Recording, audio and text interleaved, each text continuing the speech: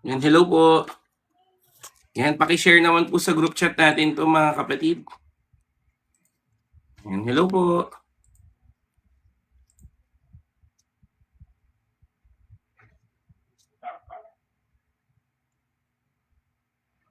Hi po, hi.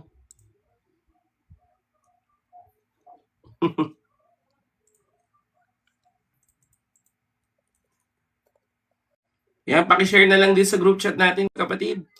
Yan, thank you po sa mga mag-share.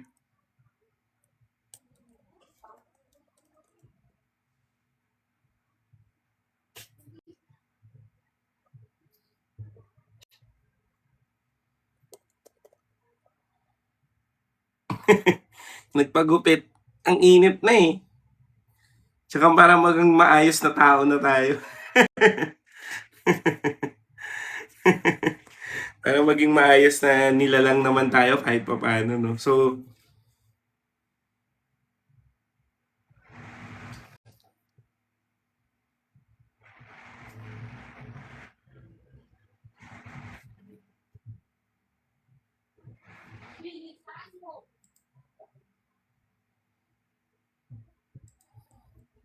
hi po.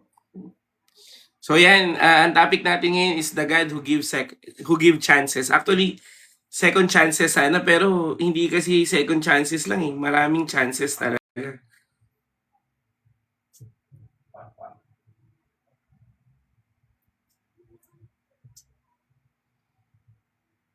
Ayan, hello po.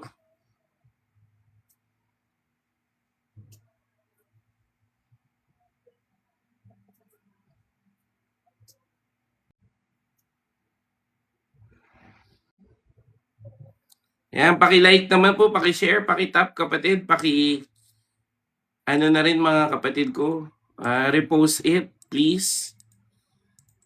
Para mas marami pong maabot ang salita ng Panginoon. Hallelujah. Sige po, thank you po. Ayan. So again, our topic ngayon, the God who give chances. Lagi ko na sa second chances. The God who gives chances. Ayan. Ayan. Hallelujah. So kaya kapatid,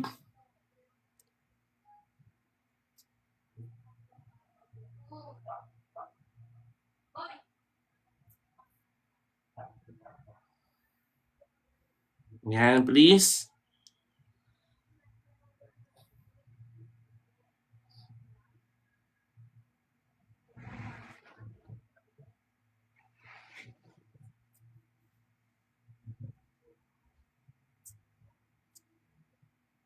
Ayan, please.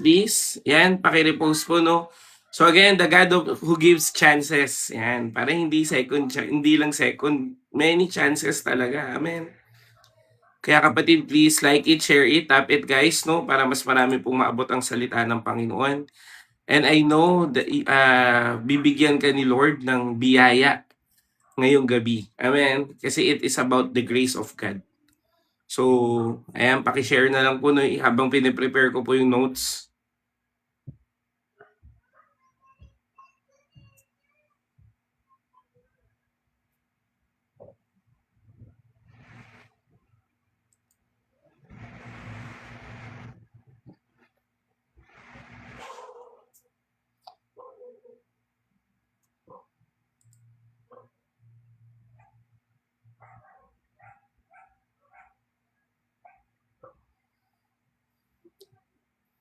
Ayan, sige po, like it, share it, tap it guys, no? Para mas marami pong maabot ang salita ng Panginoon.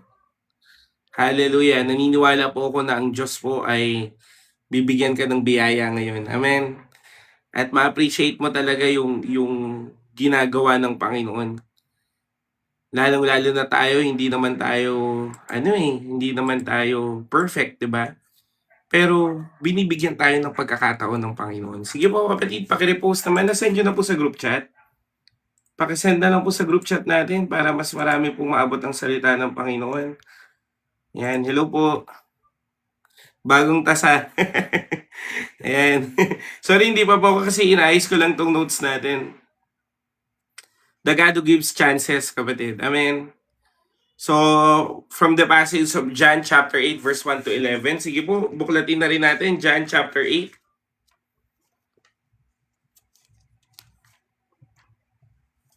John chapter 8 verse 1 to 11. Ayan.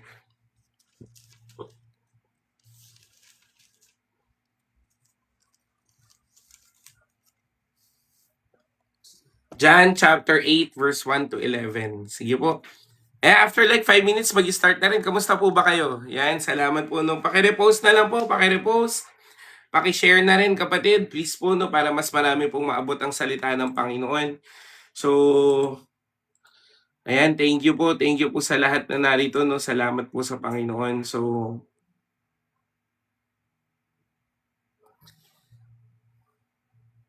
Lord, I pray po sa mga anak ng aking kapatid na may ubo at sipon, I declare, Lord God, na ikaw po ang Diyos ang kumilos in Jesus' name. Amen. Yes, mga nagpagupit. Para magmukhang tao naman tayo, hindi na tayo nagmumukhang tao eh.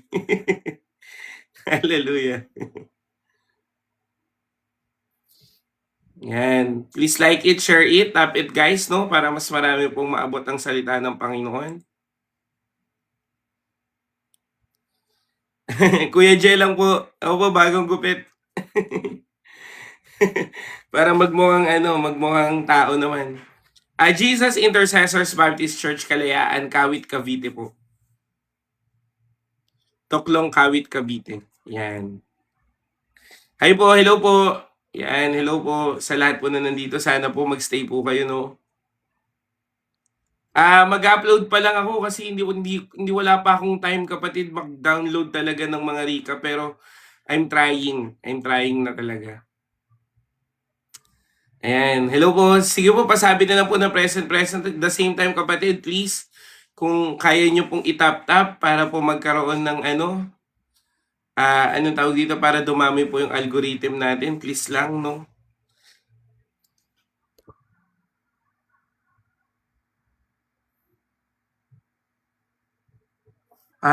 Jesus the Living Water Family. Hello po. Nagpunta po dito sa Cavite. Okay. Maganda po yan. Invite ko na rin kayo yung camp natin, no? Wala pa kasi yung talagang final na natin eh. Final na, kaya hindi ko pa siya talaga ma-discuss lalo. Pero within tomorrow or Saturday, Sunday, ma-discuss ko na rin. So, we're just waiting for yung, tawag dito, ads namin, no? Para ma-send namin. Yes, mag-upload na rin kami. Ayan, hello po. Hello. Ayan, the God who gives chances. Ayan. Ayan, pwede po bang pasabi present ako, nandito na po kayo, please. Ayan, para mas marami pong maabot ang salita ng Panginoon. Ayan, hallelujah. Sige po, pwede na rin siguro tayo mag-start, no? Kasi konting minuto lang naman eh. Mag-pray na tayo. Aming Diyos na dakila at banal, maraming salamat po dahil alam ko may idadako ka dito ngayon. At lalong-lalo na alam ko, Panginoon, na may biyaya ka na ibibigay. Kaya Lord, we pray and declare na samahan mo kami ngayon, Panginoon. At sana wala pong maging aberya yung aming live ngayon, kundi magkaroon kami ng kaalaman at biyaya mo ngayong gabi. Dahil alam namin na ikaw ang Diyos na nagbibigay ng maraming chances sa buhay namin. Kaya Lord, sa iyo lang namin pinagkakatiwala ang lahat ng ito sa pangalan ni Jesus. Amen and amen. Yan, the God who gives chances. Ayan. Pwede mo bang i-type yan? The God who gives chances. Alam mo kapatid, bakit ito po yung topic ko? Kasi katulad niyang kaninang umaga, di ba? Meron tayong, anong tawag dito? Meron tayong tinatawag, kailan mo yung topic natin? About sa pressure in life. No, kaninang umaga lang yun, di ba? So marami kasi kapatid na nag-wonder, Kuya Jerome, ganito, ganyan, etc., ganyan. Di ata ako mahal ni Lord. Wala ata siyang, hindi ko kasi nagagawa ko looban niya, baka galit na siya sa akin. Pero alam mo kapatid, hindi ka naman nakikita ng Diyos na failure. Amen. Nakikita ka ng Diyos na isang buhay na nais kang baguhin. Bigyan ng maraming chances. Amen. Kaya itong kwento na to, John chapter 8 verse 1 to 11, ito yung magpapakita sa iyo kapatid na kung gaano ang Panginoon na hindi kanya nakikita na saktan, hindi kanya nakikita na pahirapan, pero ikaw ay nakikita niya na bigyan ng chances o ng tsansang mamuhay ng tama sa buhay mo. Amen. So, nabuklat na ba? Pakisabi na lang po dyan, nabuklat na po. John chapter 8 verse 1 to 11. Basahin ko po no sa salin po ng NASB version. Sabi dito, But Jesus went to Mount Olives, and early in the morning he came again into the temple area, and all the people were coming to him, and he sat down and began teaching them. And now the scribes and the Pharisees brought woman caught in act of adultery. And after placing her in the center of the courtyard, they said to him, Teacher, this woman has been caught in very act of committing adultery. Now in the law, Moses commanded us to stone such woman. What then do you say? Now they were saying to test him so that they might have grounds for accusing him. But Jesus stooped down and with his finger wrote on the ground. When they persisted in asking, he straightened up and said to them, He who is without sin among you, let him be first to throw a stone at her. And again he stooped down and wrote on the ground. Now when they heard this, they began leaving one by one, beginning with an older ones, and he was left alone. And the woman where she was in the center of courtyard, and straightening up, Jesus said to her, Woman, where are they? Did no one condemn you? She said, No one, Lord. And Jesus said, I do not condemn you. Either go, for from now on, do not sin any longer. So, sobrang linaw po ng salita ng Panginoon. Pero parang mas maintindihan natin to sa John chapter 8 verse 1 to 11 ng MBB. Para mas maintindihan natin, no? Yung MBB tag or Tagalog. Kasi kapatid, gusto ko ma-appreciate mo yung kwentong to. Na kung ang tao ay hinuhusgahan ka na wala ka ng pag-asang magbago, ang Panginoon ay hindi ka husgahan. Amen. Basahin natin sa Tagalog kapatid at sana namnamin mo. Sabi dito, si Jesus naman ay pumunta sa bundok ng mga olibo. Kinabukasan, maaga pa'y nagbalik siya sa templo. Lumapit sa kanya ang lahat ng mga tao, umupo siya at nagsimulang magturo. Dumating noon ang mga tagapagturo ng kautusan at mga pariseyo na may dalang isang babaeng nauhuli sa pangangalo niya. Iniharap nila ito sa karamihan at sinabi kay Jesus, Guro, ang babaeng ito'y nahuli sa aktong pangangalo niya. Ayon sa kautusan ni Moses, dapat batuhin hanggang sa mamatay ang mga katulad niya. Ano naman ang masasabi niyo? Itinanong nila ito upang subukin siya at nang may maiparatang sila laban sa kanya. Ngunit yumuko lamang si Jesus at sumulat sa lupa sa pamamagitan ng daliri. Patuloy silang nagtatanong, patuloy sila sa pagtatanong, kaya tumayo si Jesus at nagsalita. Sino man sa inyo ang walang kasalanan ang siyang umaunang bumato, sabi sa kanya. At muli siyang yumuko at sumulat sa lupa. Nang marinig nila yon, sila'y isa-isang umalis. Simula sa pinakamatanda, iniwan nila ang babaeng nakatayo sa harap ni Jesus. Tumayo si Jesus at tinanong ang babae, nasaan sila? Wala na bang humahatol sa'yo? Wala na po, Ginoo. Sagot ng babae. Sinabi ni Jesus, hindi rin kita hatulan. Umuwi ka na at mula ngayon ay huwag ka nang gumawa ng kasalanan. Amen. Kapatid, gusto ko po na maintindihan mo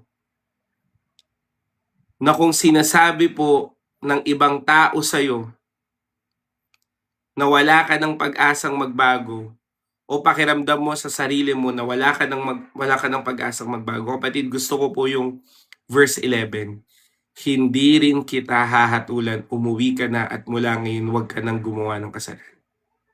Kapatid, itong gabi ay isang paalala na meron kang pagkakataon na baguhin ang buhay mo.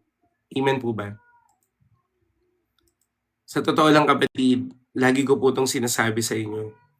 Ang number one basher ng buhay mo, ikaw. Amen? Ikaw ang unang nagsasabi na hindi mo kaya, ikaw ang unang nagsasabi na hindi ka mahal ng Panginoon, ikaw ang nagsasabi na wala kang kwenta. Kapatid, mahal ka ng Diyos. Amen?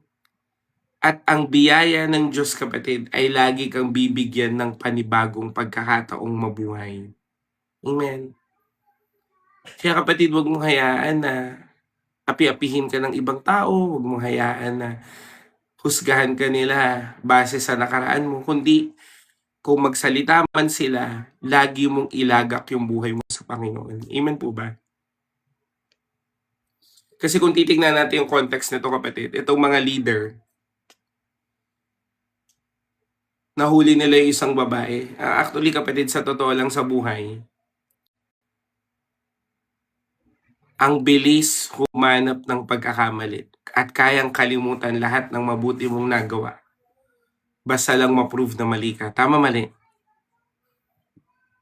Ang dali mag-point fingers, ang daling sabihin, ikaw may problema ka, ang daling sabihin na yung mga negative sa buhay mo, ang daling i-recognize.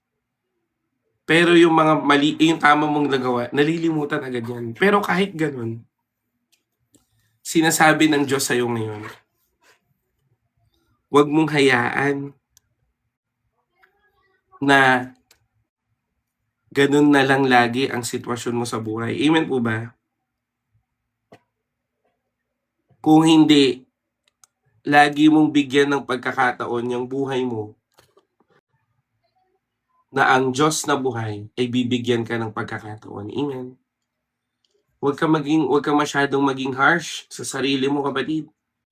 Huwag kang masyadong nakatuon yung pansin sa sasabihin ng ibang tao. Ang pinakamahalaga, ano ang buhay mo sa Panginoon? Nagkamali ka in the past, nagkamali ka ngayon. Pero sinasabi ng Panginoon, pwede kang lumapit sa Kanya at hingiin ang biyaya niya. Amen.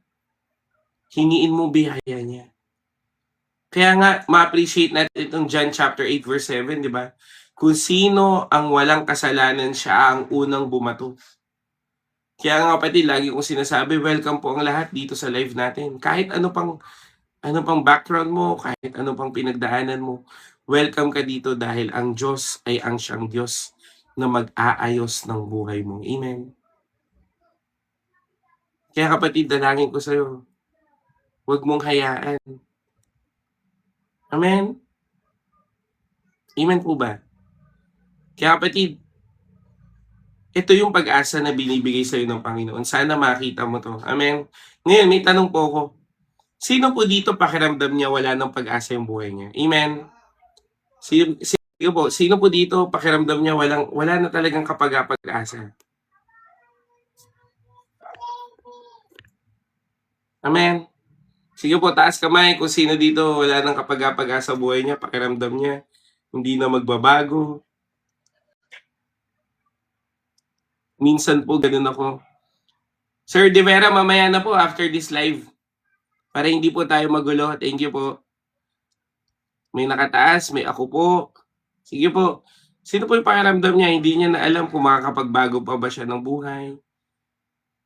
Hindi niya na alam kung anong mangyayari sa buhay niya. Marami pa rin, no? Kaya nga araw-araw tayo nagla-live eh. Amen? Kaya tayo araw-araw nagla-live kasi gusto ko pong maintindihan mo araw-araw pwede kang baguhin ng Panginoon.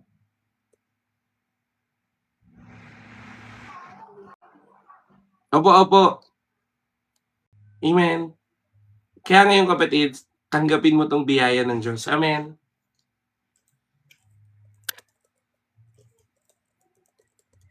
Wait lang, may pinaalalang verse sa akin ng Panginoon. Wait lang po ha. Hanapin ko lang kapatid.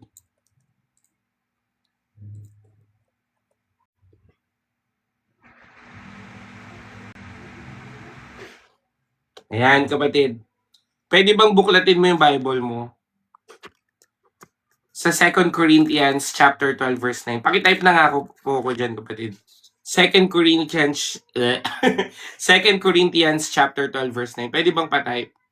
Lord, I pray sa akin kapatid na na-stroke yung tatay niya, I declare, Lord God, na ikaw po, O Diyos, ang magtatayo sa kanya in Jesus' name. And let the miracle of the Lord be upon with him in Jesus' name. Amen and amen. 2 Corinthians chapter 12 verse 9, kapatid. Basahin ko po, no? 2 Corinthians chapter 12 verse 9, sabi po dito, ang kagandahang loob ko ay sapat na para sa inyo sapagkat lubusang nahahayag ang aking kapangyarihan kapag ikaw ay mahina. Kapatid, maraming pagkakataon sa buhay natin na pakiramdam mo wala ng buhay. Maraming beses sa buhay mo, kapatid, na sumuko ka na. Tama, mali. Maraming mga pagkakataon sa buhay mo na hindi mo alam kung saan ka mag-uumpisa o pakiramdam mo mahina ka. Tama?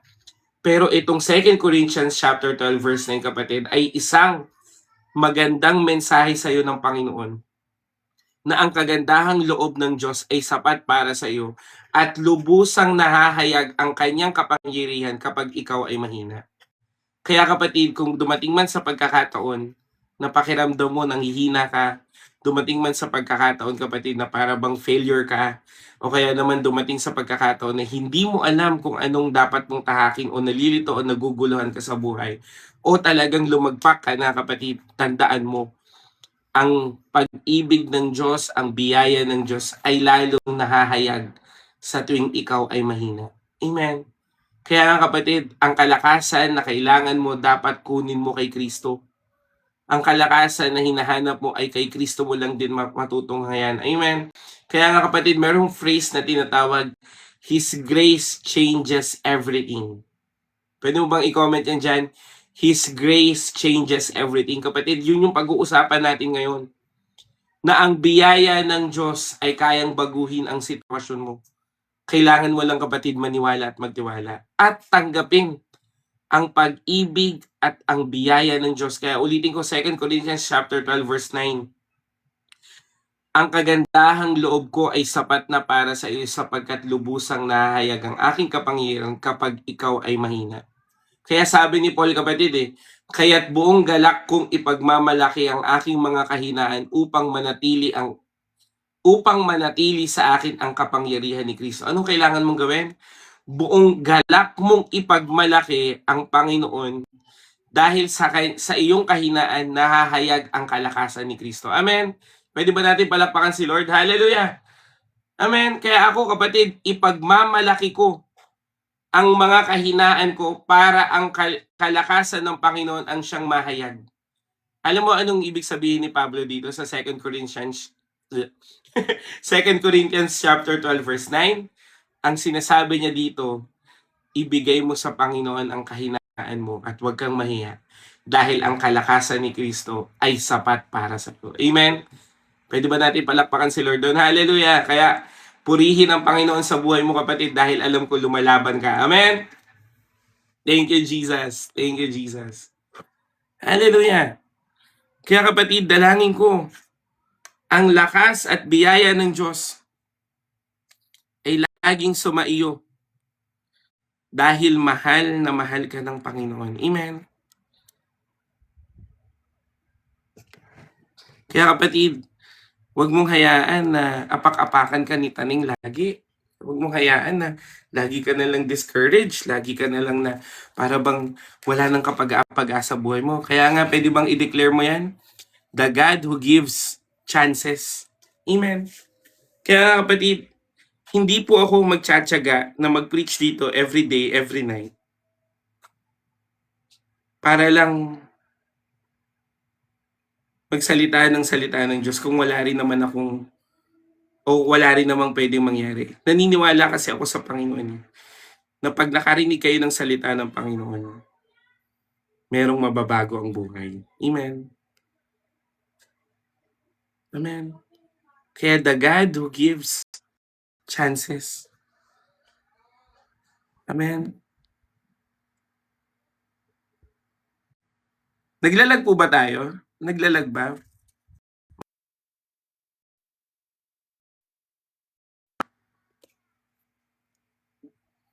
Yan. So lumipat lang po ako. Naglag kasi. Pero amen. Yan. Ngayon, kapatid, i-comment mo na dyan, the God who gives chances. Ayan, okay na ba? Okay na po, no? Okay na. Kaya pasama po sa prayer talaga itong mga cellphone natin.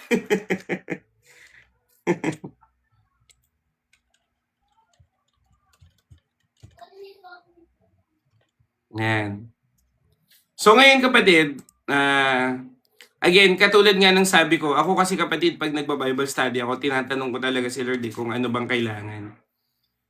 Napansin ko this past few days, maraming napanghihinaan ng loob. At the same time, meron ako nabasa dun sa prayer request na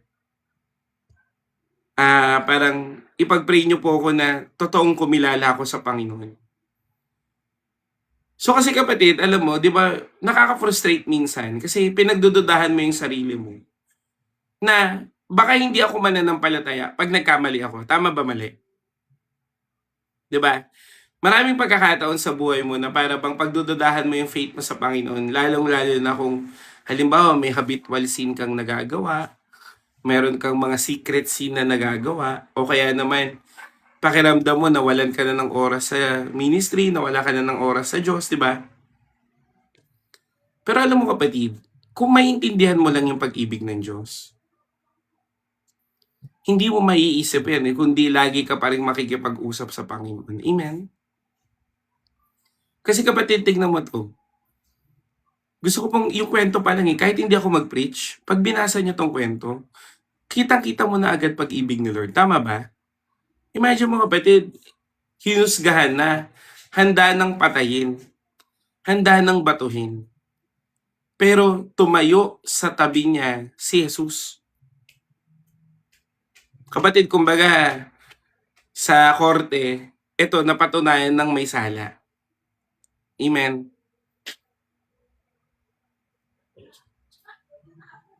Pero kahit napatunayang may sala, binago pa rin siya ng biyaya ng Diyos. Hindi para konsintihin, kundi para ipakita na ang Diyos ay concerned sa puso mo at sa buhay mo rather than sa mga parusa na dapat matanggap mo. Amen. Kaya nga ang sarap isipin kapatid na binabago ka ng kabutihan ng Panginoon. Amen. Binabago ka ng pag-ibig ng Diyos. Yun yung dapat makita mo lagi na nagiging mabuti ang Panginoon sa akin, hindi para spoil din ka, kundi para baguhin yung sitwasyon mo sa buhay. Amen. Kapatid, ang sarap sa pakiramdam na kahit unworthy ka, kahit na makasalanan ka, kahit ang dami mo ng maling pinagagagawa, nasa tabi mo pa rin si Jesus. At totoo ang kanyang pangako, kapatid, na hindi kanya iiwan o pababayaan man. Amen? Hindi naman tayo pare-pares perfect. Lahat naman tayo nagkakamali. Tama ba? Lahat naman tayo may lapses sa buhay. Lahat naman tayo minsan nang pumalya o pumalpak. Kahit kanina, kahit hanggang ngayon, pumapalpak pa rin. Pero hindi ka iniwan ng Panginoon kasi alam niya, pag hiwalay ka sa Diyos, wala kang magagawa. Amen.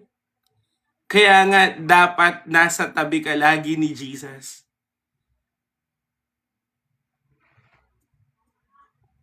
Kahit walang live tayo, kapatid, kahit wala tayong devotion, kahit na hindi mo maintindihan yung nangyayari sa buhay mo, minsan hindi umalis si Kristo sa tabi mo. Amen. Alam mo kung sino lumalayo? Tayo lang. Pero lapit pa rin ng lapit. Alam ko, lagi kong sinasabi sa inyo, God is keeping track of your sorrow. Saan ka man pumunta, sinusundan ka niya, hinahabol ka ng pag-ibig ng Diyos. Kaso ang problema, tayong mga mananampalataya, bulag. Tayong mga mananampalataya, manhid. Mas tinitignan mo problema, mas tinitignan mo pagdududa kaysa sa mga kayang gawin ng Panginoon. Kaya kapatid ngayon, sana mag-increase yung grace ng Diyos sa buhay mo na mas makita mo na napakalaki ng grasya ng Diyos. Amen. Amen po ba? First point. Pakitype na lang, no? Jesus sees the person beyond the scene. Jesus sees the person beyond the scene.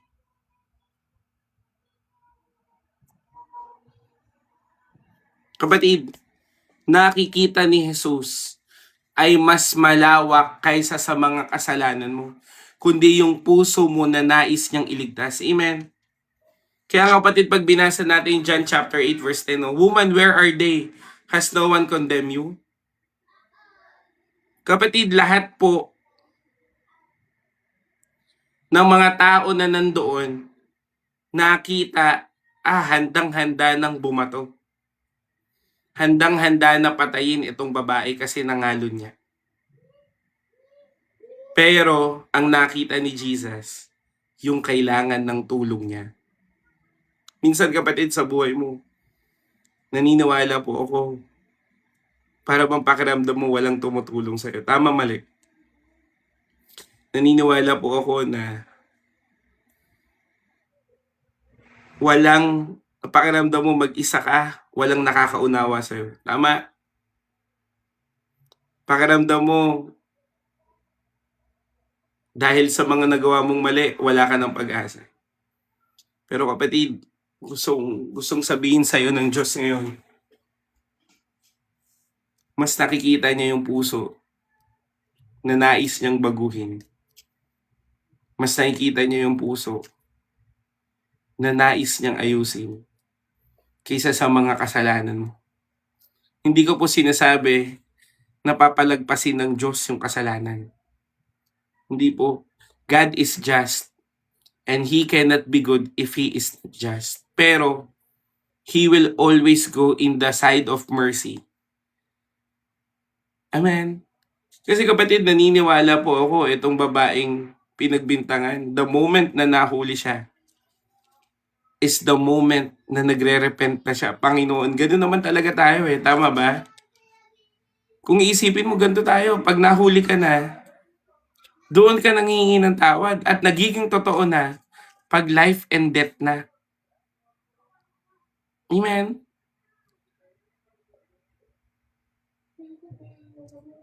Kaya kapatid, kung titignan mo, parehas na parehas tayo nito.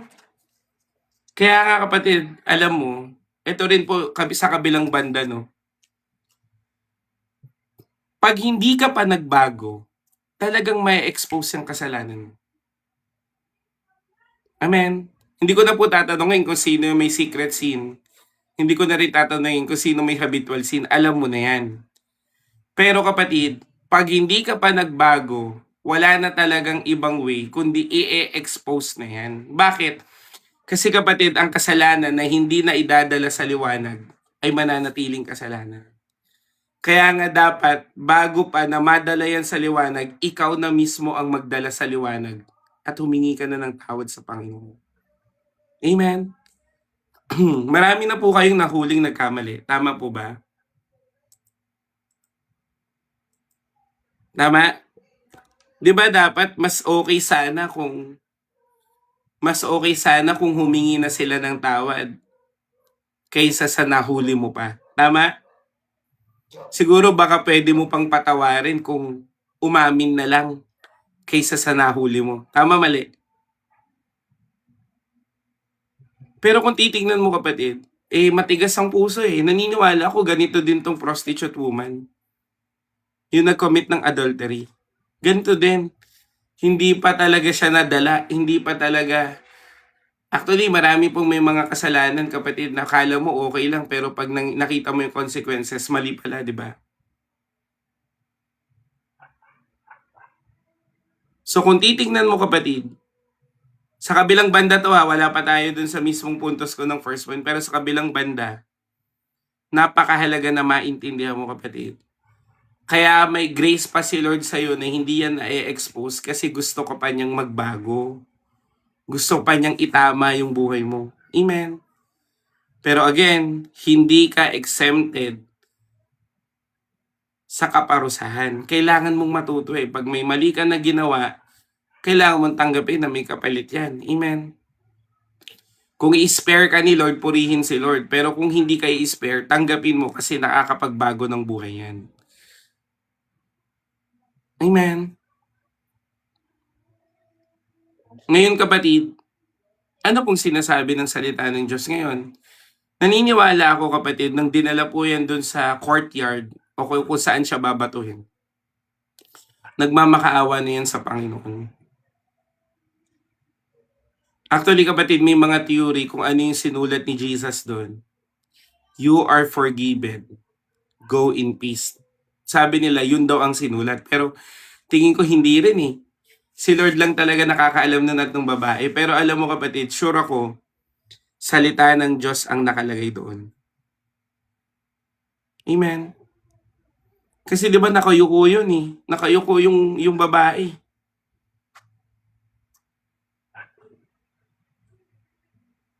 Anong ibig ko sabihin kapatid? Pag nagsisi ka ng totoo sa Panginoon, darating ang biyaya ng Diyos. Amen. The God who gives chances. Hindi ko nilagay second chances. Kasi nag-lapse na yung second chance natin kapatid eh, di ba? Ang dami na nating second chances, third, fourth, fifth, sixth, seven, hindi na nga maintindihan kung ilang chances pa yan eh. Pero bakit hanggang ngayon ramdam mo pa rin pag-ibig ng Diyos? Pero bakit hanggang ngayon nakikita mo pa rin yung biyaya ng Panginoon sa buhay mo? Bakit hanggang ngayon nandito ka pa rin at umaasa ka pa rin na babaguhin ng Diyos ang buhay mo? Kasi nga, yun yung biyaya ng Diyos na binigay sa iyo ng Diyos. Amen.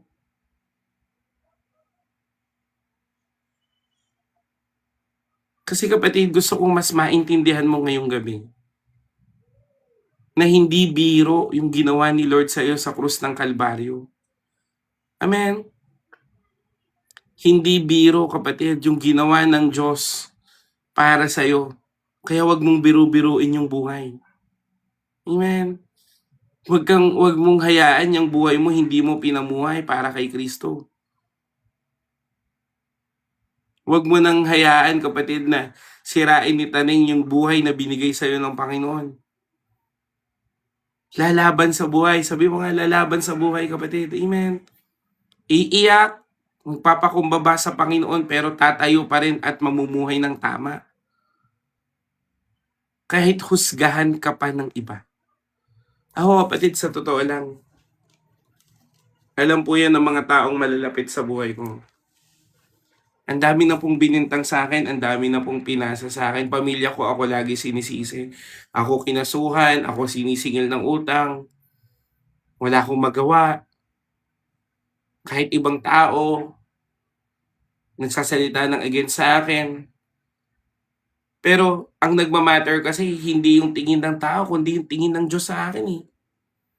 Ang nagmamatter kasi yung biyaya ng Diyos, hindi yung sinasabi ng iba. At lalong-lalo na hindi yung tingin ko sa sarili, kundi anong tingin ng Diyos sa akin. Kaya nga kapatid, nagpapakasipag po sa gawain ng Panginoon. Hindi para maging mayabang, hindi para kung anong ibang motibo, kundi lagi akong mag-show up sa Panginoon dahil ang Diyos hindi nga ako iniwan o pinabayaan man. Kahit ngayon kapatid, alam ng Panginoon yung mga pinagdadaanan kong hirap at pagod. Pero laging merong dahilan ang Diyos para umusad sa buhay. Kasi mas pinapakita sa akin ng Panginoon yung mga plano niya rather than yung mga maling nagawa ko o yung mga mali kong lagi na lang akong minumulto. Meron ba kayong ganun? Yung multo ng buhay nyo, yung mga pagkakamali na para bang hindi ka nilulubayan, hindi ka tinatantanan. Kapatid, isuko mo yan sa Panginoon. Dinil ako ng Diyos dyan nung isang araw sa pamamagitan ng panaginip. At talagang nirepent ko sa Panginoon at alam ko gumawa na ang Diyos doon dahil mas nakikita ng Diyos yung puso ko na dapat baguhin rather than sa yung puso na bugbog-bugbogin pa rin. Amen. Kaya kapatid, lagi ko pong sasabihin sa inyo, hindi ang mga pako ang nagpanatili kay Kristo sa krus, kundi ang pag-ibig niyang wagas para sa iyo at para sa akin. Amen. Sa akin na lang po yung panaginip ko. Kasi revelation po ng Lord sa akin yun. Amen. Pero one thing is for sure, kinatagpo po ako ng Diyos sa panaginip na yun. Kaya pag sinasabi ni Taning sa'yo, wala kang kwenta, wala ka ng pag-asa, hindi ka na magiging maayos, hindi ka nagagaling, kaya ka pinaparusahan kasi puro ka pagkakamali, minumulto ka ng nakaraan kapatid. ang Diyos ay kayang baguhin ang buhay mo. Amen. Kaya yung mga may anxiety and depression dyan, kapatid, mahal ka ni Lord. Yung may mga mental health issues dyan, hindi ka madrama, hindi ka baliw. Mahal ka ng Diyos. Amen. Kaya wag mong hayaan na sirain ni taning, sirain ng kaaway o sirain ng isang tao ang mga pangako ng Diyos sa'yo, kundi lagi mo tong panghawakan. Dahil ito ay mangyayari at mangyayari dahil mahal ka ng Diyos. Amen.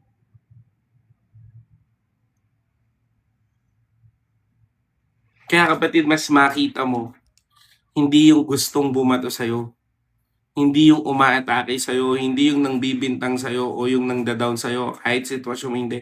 Ang tignan mo yung tumabi sa'yo. Amen. Rolanda Oti, sorry po, hindi ko po masundan yung comment nyo, pero I do hope ano man ang problema mo sa DepEd, I declare na ayusin ng Panginoon. Amen. You can share it to me by message, kapatid, and I will pray for you. Kaya kapatid, dalangin ko talaga, mas makita mo si Jesus. Oo, marumi ka, pero magpalinis ka lagi kay Lord. Amen.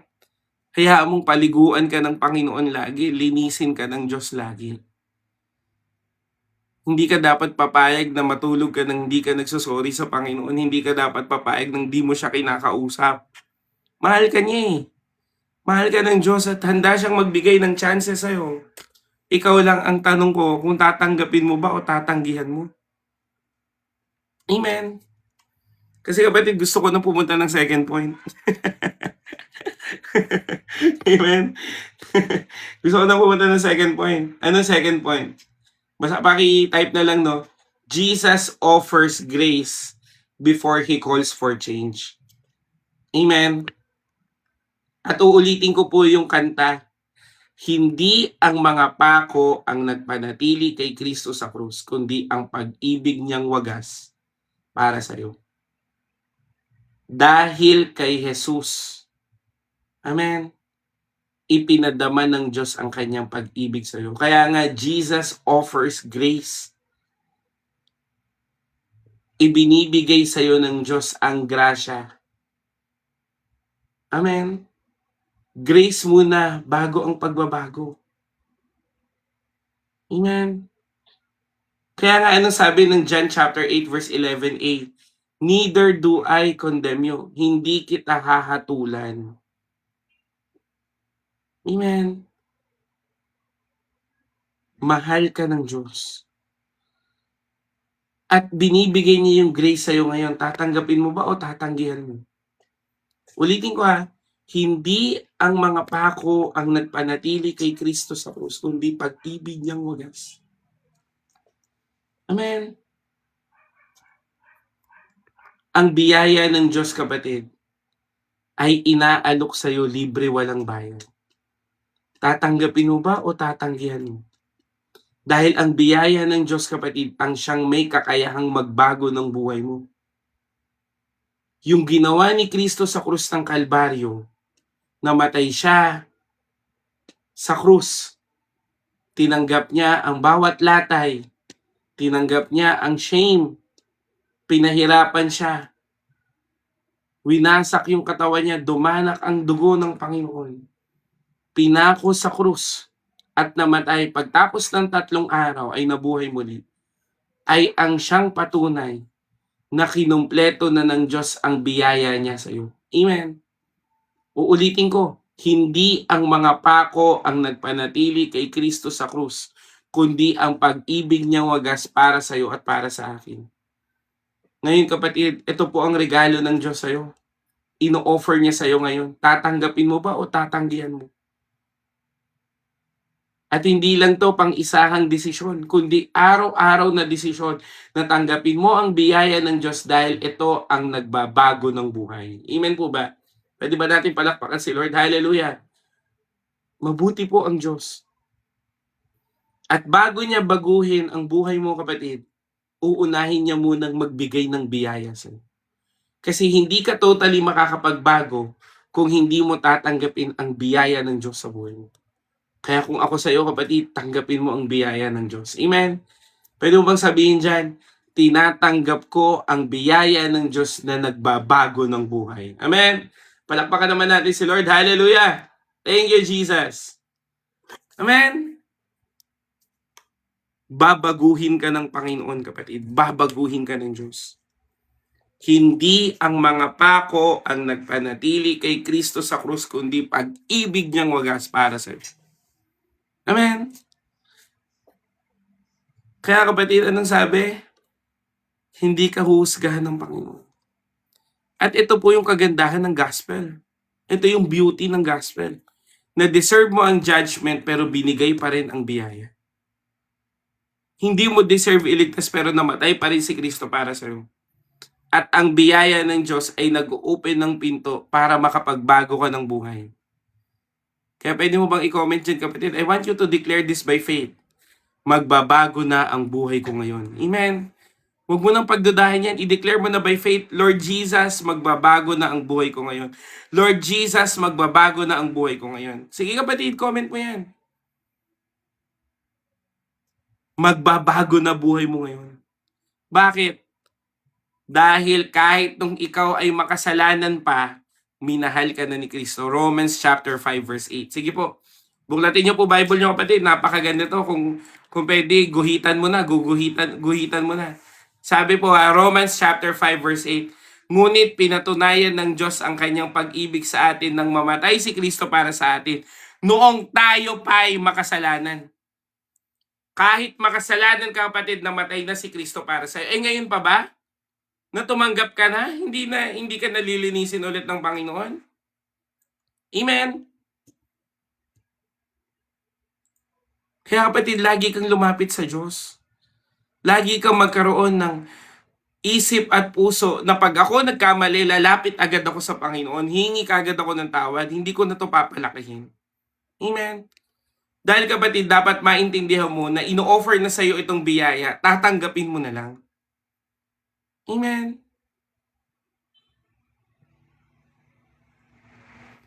At kahit anong mangyari kapatid, available lagi ang biyaya ng Diyos. Available lagi. Meron po nag-chat sa akin, sabi niya, Kuya Jerome, maraming salamat, pabalik-balik ka sa FYP ko, hindi ko pinapansin. Pero bigla akong kinausap ng Diyos. Imagine mo yun. Ginamit pa ako ng Panginoon bilang nagpipreach po ng gospel ni Kristo na ulit-ulitin, na kulit-kulitin sila hanggang sa magstay sila nang maintindihan nila na ang biyaya ng Diyos ay laging available. Kaya nga sino ka para maghusga? Di ba topic natin nung isang araw, soul winning? Hindi ka pwedeng maghusga ng ibang tao na hindi na yan tatanggap kay Lord, di na babagoy ni Lord buhay niyan. Lalong-lalo, wag mong husgahan sarili mo na hindi ka kayang baguhin ni Lord. Kaya ni Lord yan. Sabi nga ng Bible, with God, nothing is impossible. Wala pong imposible sa Diyos. Amen. Walang imposible sa Panginoon. Wala. Matigas mong puso, kaya niya gawing flesh. Maruming mong puso, kaya niya gawing snow, whiter than snow.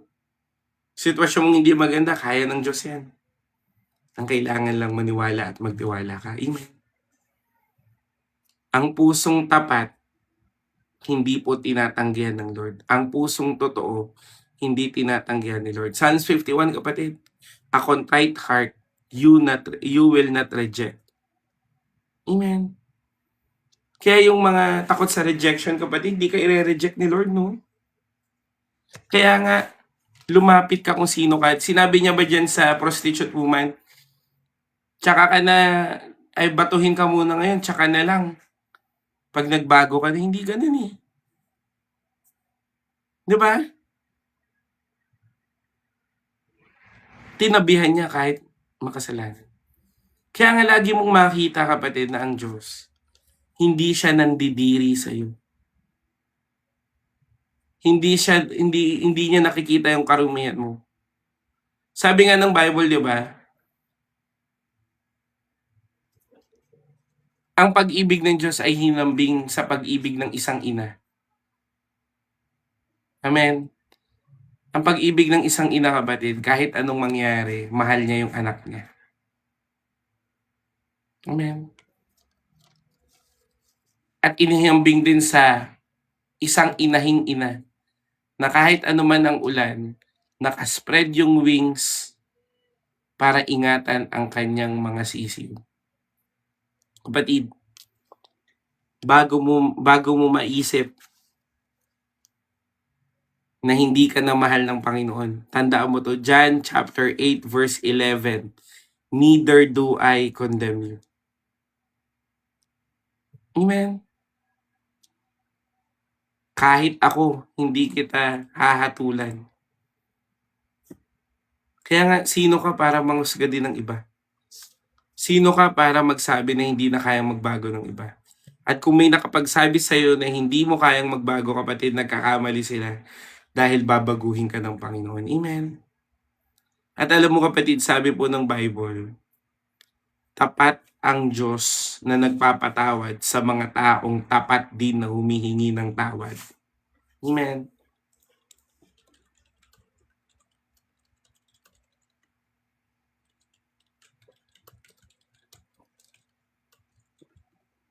Tapat ang Diyos.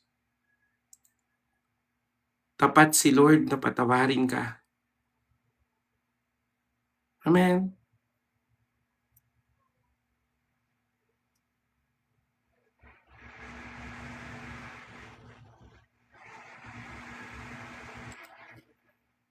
Kaya kapatid, dalangin ko sa'yo na makita mo lagi na yung biyaya ng Panginoon ay available lagi sa'yo. Kaya huwag kang mahihiyang lumapit sa Panginoon. Sabi po ng Hebrews, you can approach the throne of grace because we have a high priest that can understand your situation and have empathy with you. Meron tayong punong pari sa langit na maiintindihan ka kung ano man ang sitwasyon mo. Kaya napakahalaga ng prayer, kapatid. Alam niyo yan, lagi kong ine-emphasize yan dito. Manalangin, manalangin, manalangin. Amen. Manalangin, manalangin, manalangin. Amen. Lumapit ka sa Panginoon nang walang kahit anong pag-aalinlangan dahil ang Diyos na buhay ay kaya kang tanggapin kahit ano pa ang nagawa mo.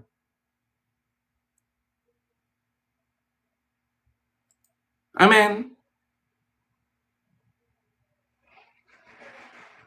Kahit ano pa yan. Kaya kapatid, dalangin ko sa'yo, wag na wag kang mahiyang lumapit sa Panginoon. Alam na niya yan eh. Alam naman niya yung laman ng puso mo. Ang Diyos po ay all-knowing. Sabi mo nga dyan, ang Diyos ay all-knowing. Amen. Ang Diyos po ay all-knowing at ang Diyos po alam ang sitwasyon mo. Handa siyang makinig sa'yo. Wag na wag ka nang magsisinungaling. Amen. All-knowing si Lord. Kaya kapatid, wag mo nang hayaan na i-entertain mo yung pagsisinungaling ni Taning na hindi ka mahal ni Lord. Amen.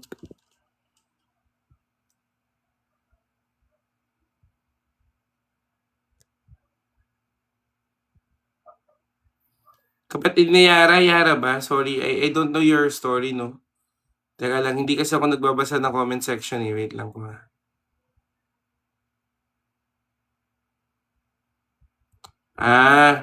Yara, I pray na actually parehas tayong nasa worship team. Alam mo kapatid, the enemy will attack you mentally because you are leading the worship. Ngayon, ang magagawa ko lang sa'yo is to pray for you, pero challenge your thoughts.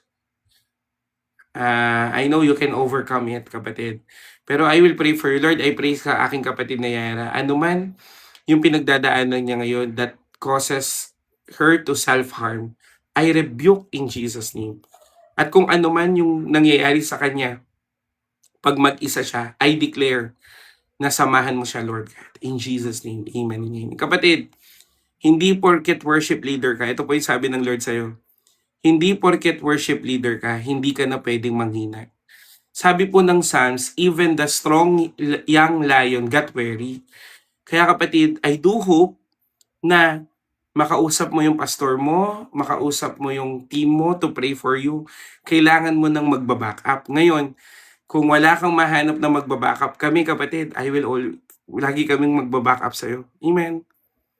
Pero kapatid, hindi porket lingkod ka ng Diyos, di ka na nanghihina. Ako nanghihina din. Nagkaka-anxiety din ako, nagkakaroon ako ng depression. Pero lahat kasi naisusuko ko na sa Panginoon eh. Bago pa man, pumipitik pa lang, binibigay ko na agad sa Panginoon. Amen. Amen.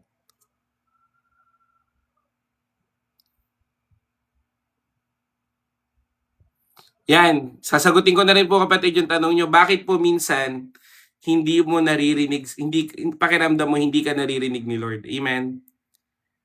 Alam mo kapatid,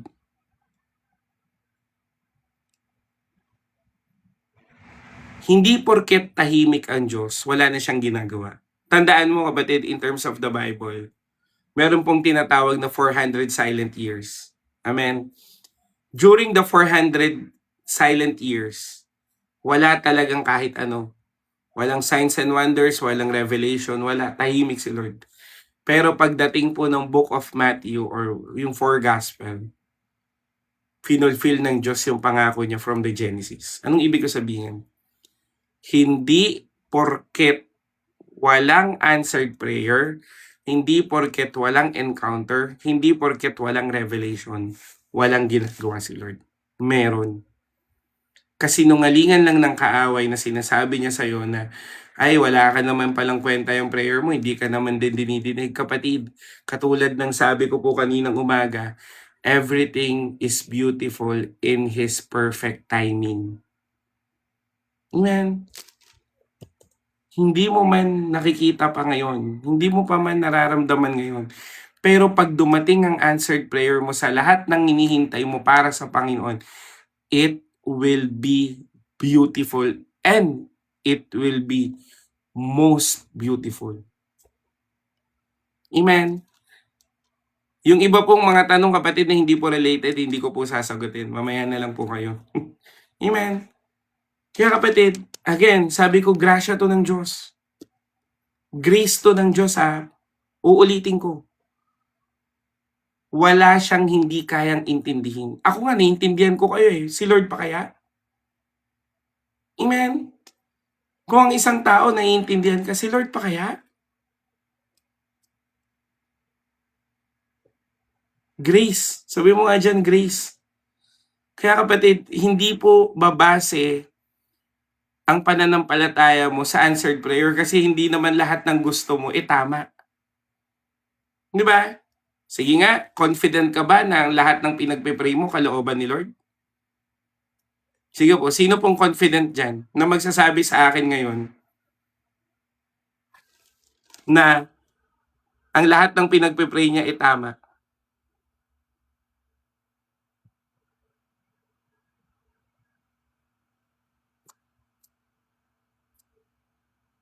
Hindi lahat. Meron tayong mga prayer kapatid sa ayot sa gusto natin. Mga gusto lang natin, di ba? Pwede ba yun? Sagutin niya yung gusto mo lang pero ikapapahamak mo? Amen. Kaya nga, ang masusunod, yung hiningian mo. Amen. Ulitin ko ha, ang masusunod, yung source, yung supplier, hindi ikaw.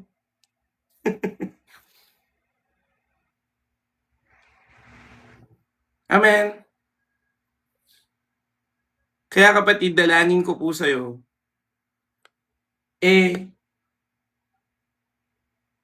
makita mo lagi grace ni Lord.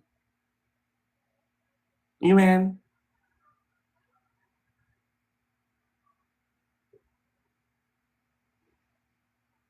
Lord, I pray po sa aking kapatid na mag-heal po yung kagat ng puso sa kanya at anuman yung rabies doon pinuputol namin sa pangalan ni Jesus. Amen.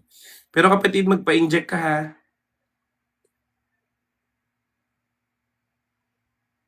Amen. So, ibig ko sabihin kapatid, ulitin ko grace muna bago yung pagbabago. Puso mo muna bago sitwasyon. At dapat maintindihan mo kapatid, na kahit ano man ang mangyari sa buhay mo, huwag mong maisip na umalis sa Panginoon. Amen. Huwag mong maisip kapatid na hindi ka mahal ni Lord. Alam mo kapatid, ito kasi prinsipyo ng Biblia . Amen. Ito po principle ng Bible. Sapat na yung kamatayan ni Kristo sa krus para sa ikaliligtas ng lahat. Sapat na. Hindi na kailangan dagdagan, hindi mo na kailangan dagdagan, at wala nang ibang daan.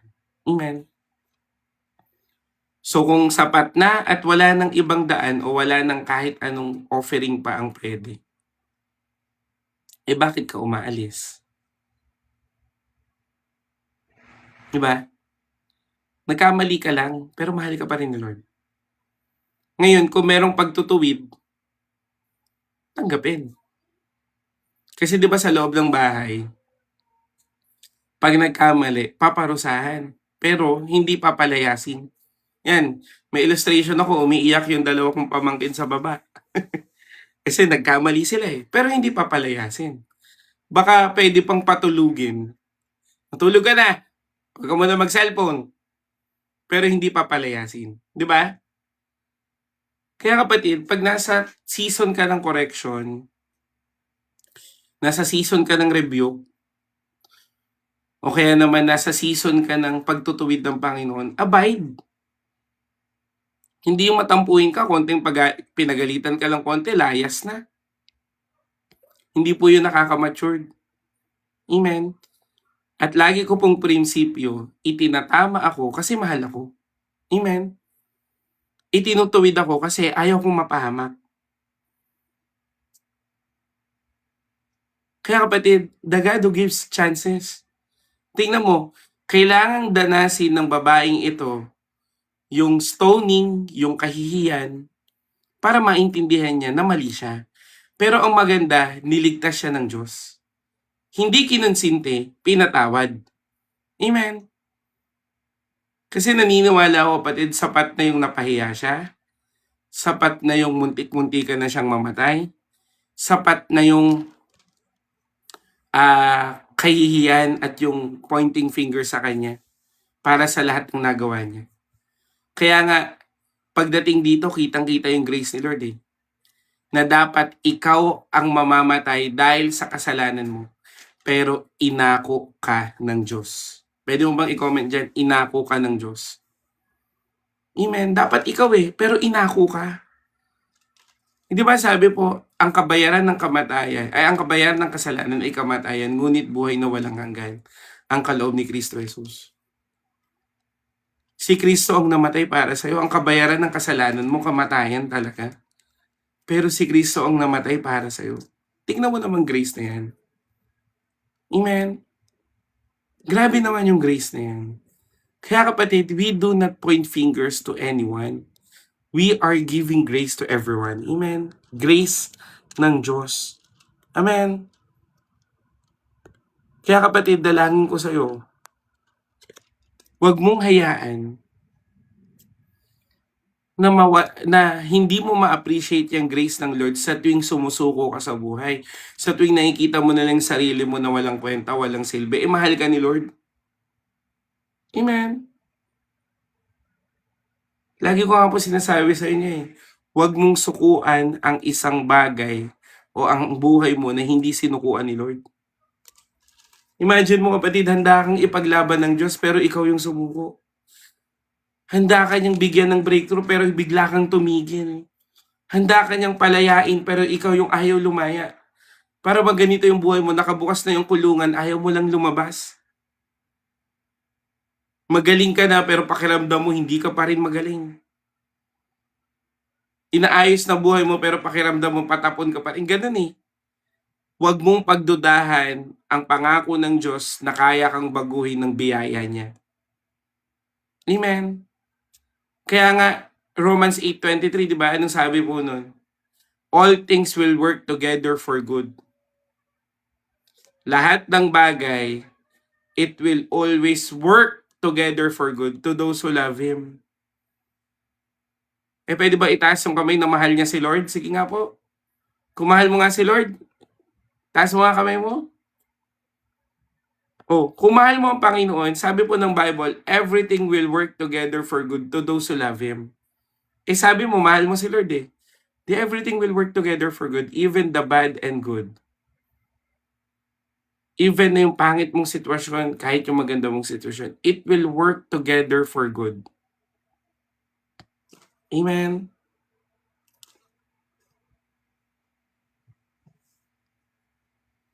Kaya huwag mong hayaan, kapatid, na sukuan mo yung buhay na yan. Amen. Kaya nga ako, kapatid, tignan niyo po.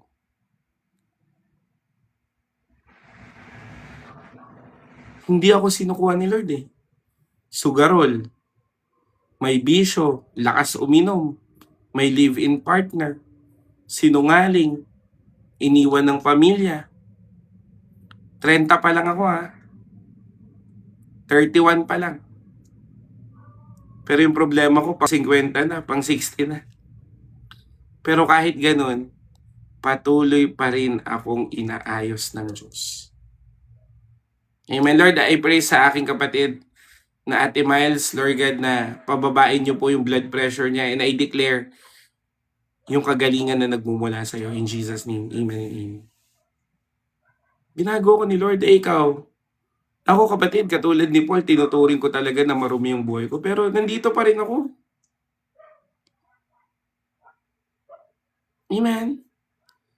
Nandito pa rin ako, ginagamit ng Diyos. Kasi kapatid, alam niyo po, in terms of calling, pag tinawag ka ng Diyos, hindi na po siya nang babawi ng pagkatawag. Amen? Tingnan niyo si Eli, Propeta Eli. Yung nakarinig po yung nagturo po kay Samuel.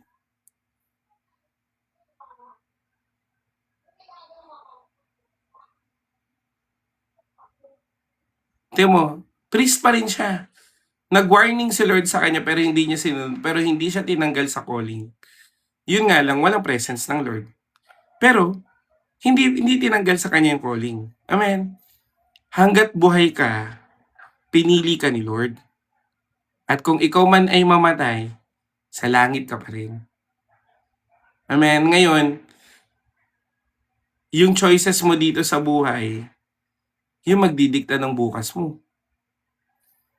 Di ba sabi nga ni Abraham dun sa Deuteronomy, pinapapili ko kayo ngayon, buhay o kamatayan, pagpapala o sumpa.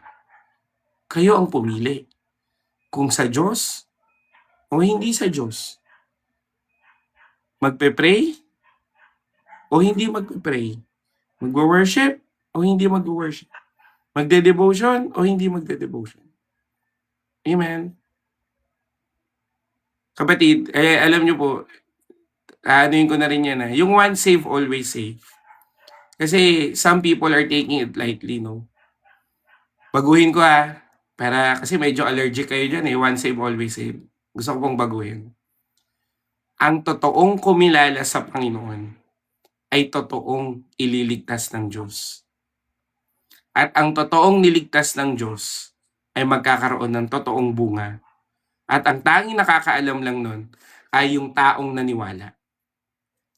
Amen. Sobrang allergic ng iba dyan. Pero kapatid, I will stand firm in my faith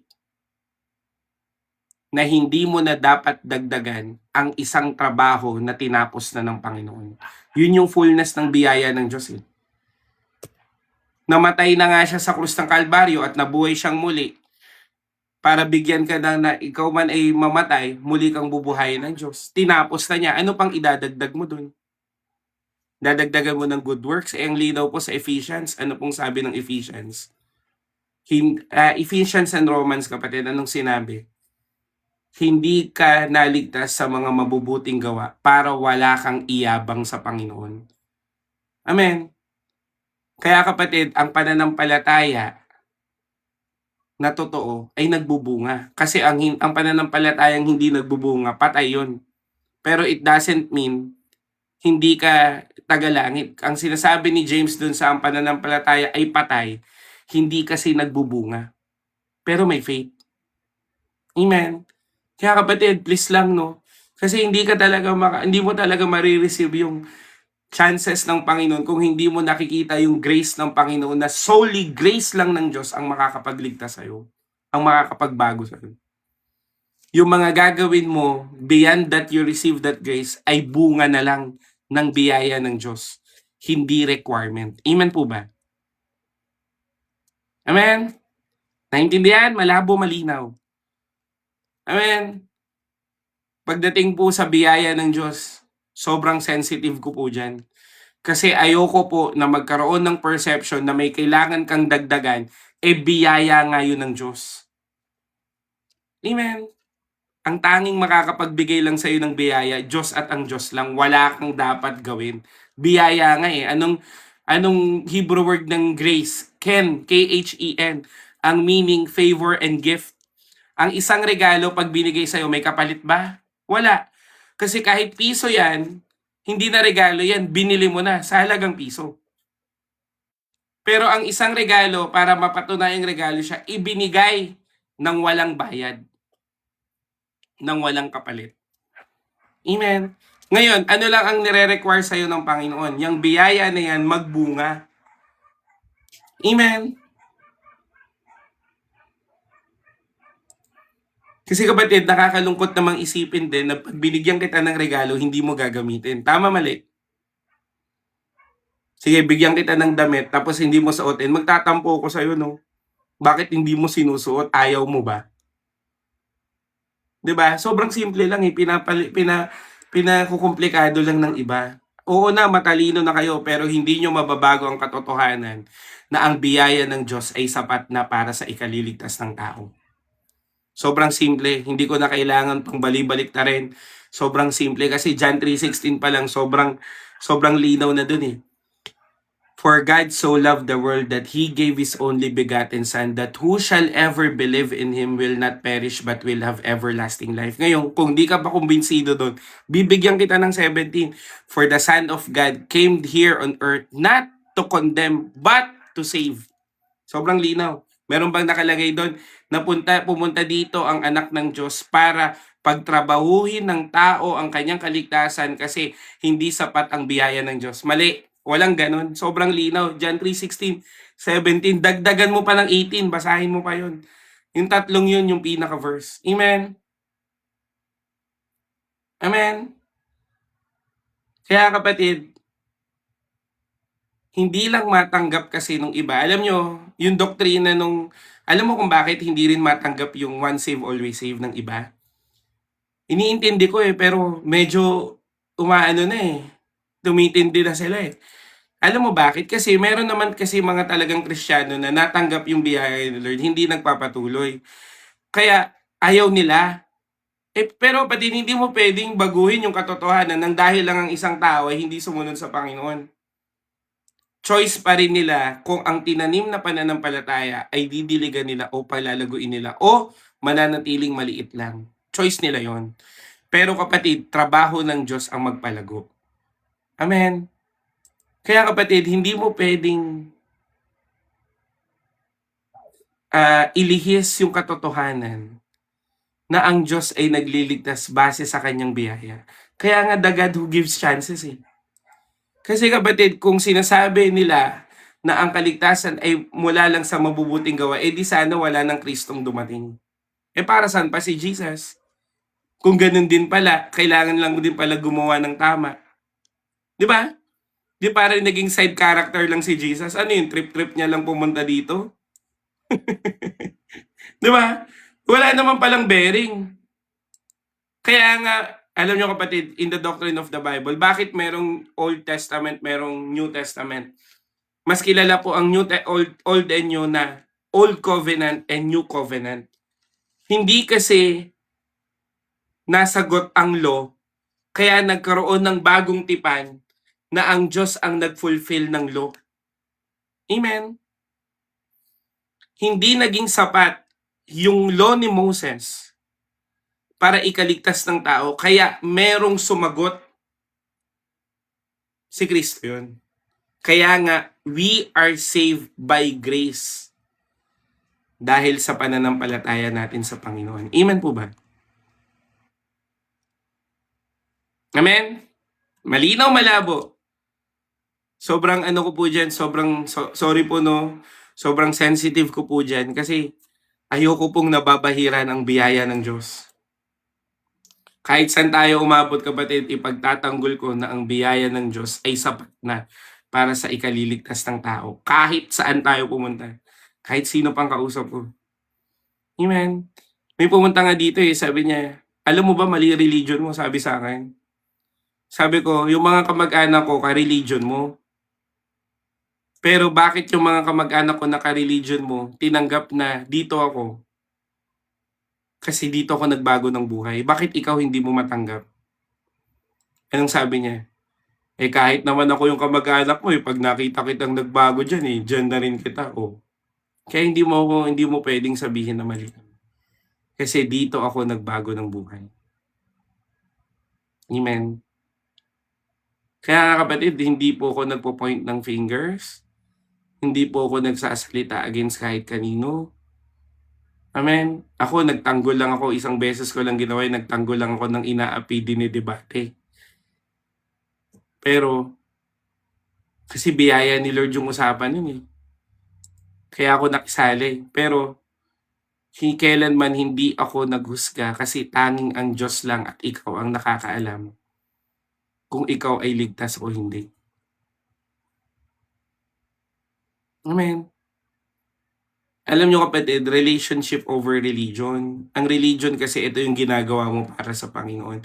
Pero dapat ang foundation ng religion mo, relasyon sa Diyos.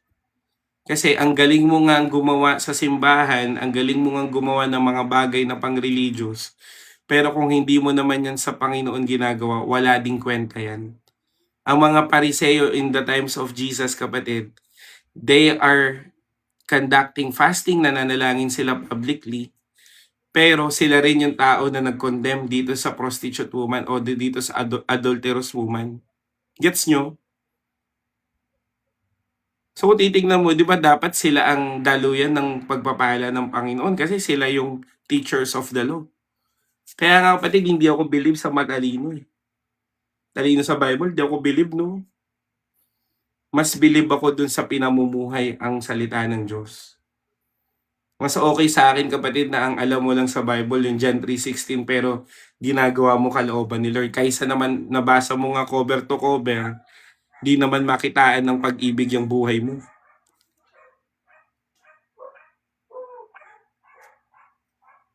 Di ba? Amen? Kaya kapatid, dalangin ko sa'yo, bigyan ka ng biyaya ng Panginoon. At sana maintindihan mo tong biyaya ng Lord kapatid. Na hindi mo na maliitin ito at hindi mo natanggihan, kundi lagi mong tanggapin. Amen? Hindi ka dapat aalis sa Panginoon. Kahit ano mangyari. Wait lang po, mawalan ako wife.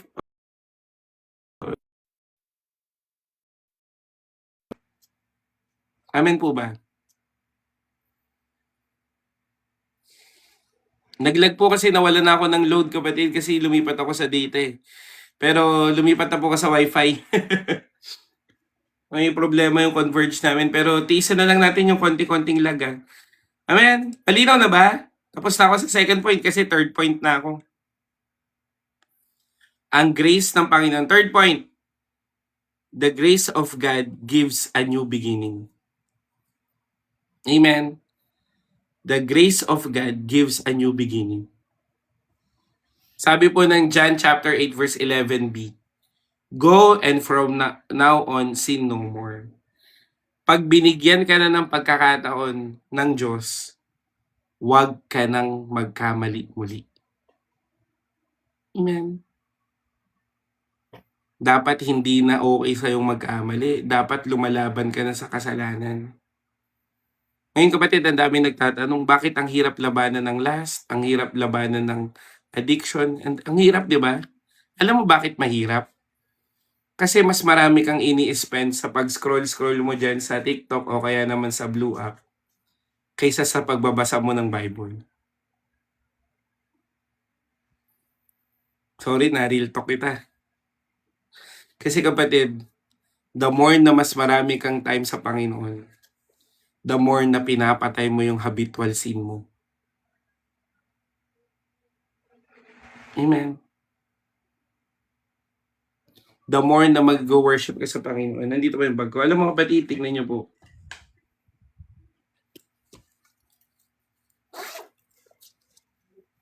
Bumili po ako ng earphones.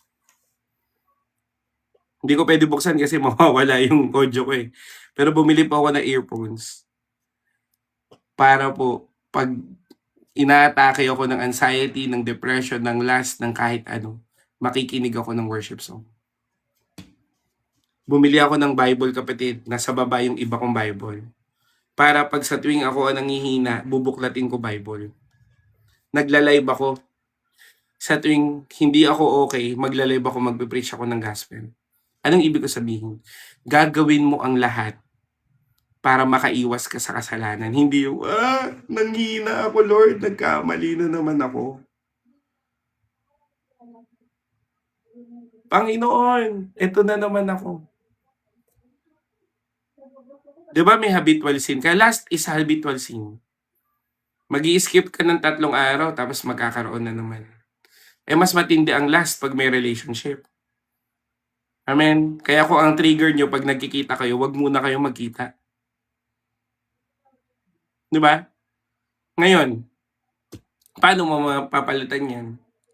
Palitan mo ng maka-Diyos na bagay. Scatter problema mo, hindi mo naman inan-install. ML addiction problema mo, hindi mo rin inan-install. Delete account mo na kahit mythic pa yan. Amen. Anong ibig ko sabihin? Meron kang kasalanan, pero yung grace ng Lord, bibigyan ka ng bagong panimula. At ito kapatid, tingnan mo ha. Minsan kasi, sino dito tinuring niya yung grace ni Lord pang isang beses lang? Kapatid, yung grace ni Lord, araw-araw yan ha. Hindi lang, kasi minsan kapatid, meron ganun ng Christian. Gusto niyang umiyak muna siya bago niya maintindihan na talagang binago siya ni Lord. Totoo. Gusto niya yung matinding encounter bago siya, para maramdaman niya lang na binago siya. Hindi kapatid eh. Pag naintindihan mo yung Lamentations chapter 3 verse 22 to 23, anong sabi doon? Ang pag-ibig ng Diyos ay hindi nagmamaliw, ang kahabagan niya ay hindi nagwawakas, at ito ay laging bago kada umaga, dahil dakila ang katapatan ng Panginoon. Kapatid, ang pag-ibig ng Diyos, ang kahabagan ng Diyos ay laging bago kada umaga.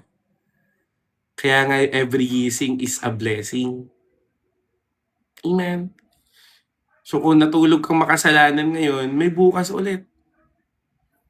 Lamentations chapter 3 verse 22 to 23. Kaya kapatid, ano pang dahilan mo para lumayo ka? O sabihin na natin nagkamali ka, mas lalayo ka? Hindi ah. Sabi ng Bible, mas hiwalay ka sa Panginoon, wala kang magagawa. O, ano yan gagawin mo? Ipunin mo muna yung mga kasalanan mo tapos tsaka ka magbabago. Paano kung huli na ang lahat? May mga kasalanan kapatid na hindi na natin maire-reverse. Tama? May mga kasalanan kapatid na hindi mo na inevitable yung ano tawag dito, yung consequences. Kasi may mga kasalanan talaga. Like for example, alam ko mga matured na kayo. Yung sexual intercourse, hindi mo na yan maibabalik kahit anong mangyari. Pag nagnakaw ka, pwede mo pang ibalik, di ba? Pero yung sexual intercourse, hindi mo na yan mababalik. Yung last, hindi mo na yan mababalik. Yung pagsisinungaling, pwede ka pang umamin, di ba? Pero may mga kasalanan na hindi mo na makayang ibalik. Pero pwede mong itama. Amen. Ano bang sabi ng Bible? The truth will set you free. So, hindi mo man kayang umamin sa tao, umamin ka sa Diyos. Amen. Kaya nga mahalaga yung confess your sins to one another. Kasi para makita mo na kung ang isang tao naiintindihan ka, paano pa kaya ang Diyos? Lamentations chapter 3 verse 22 to 23. Amen. Ulitin ko, kung ako nga naunawaan ko kayo si Lord pa kaya? Amen. Ako, simpleng tao lang ako. Kung ako nakaunawa, si Lord pa kaya? Kaya kapatid, pag binigyan ka ng bagong simula, huwag mong sayangin. Amen. Kailangan mong alagaan in the sanctification. Ano yung sanctification? Pag nadapa, huwag manatiling nadapa. Pag nadapa, bumangon at magbago pa rin ng buhay. Halimbawa, mahina ka sa ganitong parte, di yan yung fokusan mo para lumakas. Halimbawa, ito yung weakness mo, di yan yung fokusan mo para lumakas. Hindi yung layo ka ng layo, alis ka ng alis, konting ganito, layo, konting ganyan, layo. Ano magagawa mo? Ano mangyayari sa'yo? Kaya nga ulitin ko, kapatid, araw-araw ako nagla-live. It's more than na talagang mas nakakatulong po kayo sa akin. Kasi nga, marami akong nabitawang kasalanan simula nung naglingkod ako sa Panginoon. Amen. At the same time, ikaw din.